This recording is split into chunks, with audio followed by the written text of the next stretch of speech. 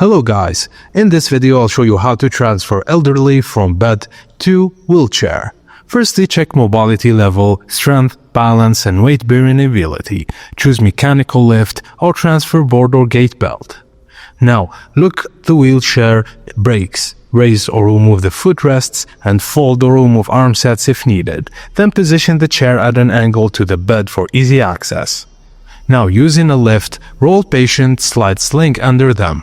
Place lift close, lock it in place, then connect sling using the left hooks securely.